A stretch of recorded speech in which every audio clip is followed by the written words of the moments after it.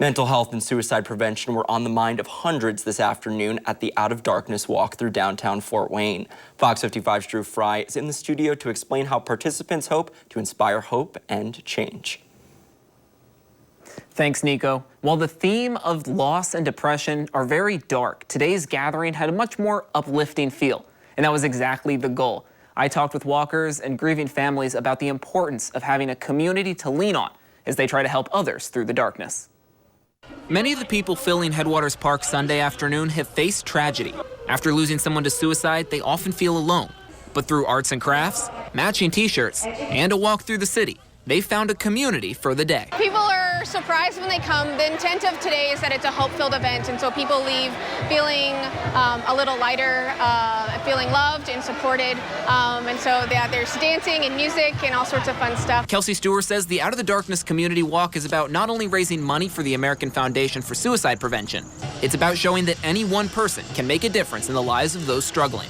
And there are hundreds in Fort Wayne alone, ready and willing to help. The more that we can come together, the more that we can recognize that there are other families like ours, other individuals, the more that we're able to kind of come out of the darkness and be the voice for those individuals that are still struggling and make sure that we're getting them access to help. Speakers at today's event expressed that the pain of losing a loved one may never go away for some, but sharing their experiences with others can help inspire hope in a community that may desperately need it. When we lost our sons 7.5 years ago, we had no idea where to go, what to do, who to turn to. And so that's kind of how we found this group.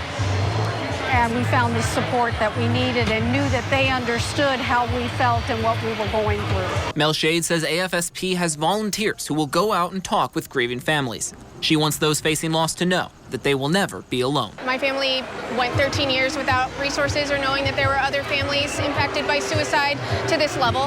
And knowing that while it's sad that there are so many families impacted by suicide, knowing that we can come together and make a change as a whole, it's important. And for those leaving today's walk, Stewart and Shade have one specific goal in mind. To let people know there is hope and there is light in their darkest hour. In Fort Wayne, I'm Drew Fry, Fox 55 News. The annual event has already raised over $43,000 and is still accepting donations through the end of the year. Suicide prevention resources are linked on our website, WFFT.com, and Stewart says she looks forward to the phone number 988 becoming a suicide prevention hotline next year as well.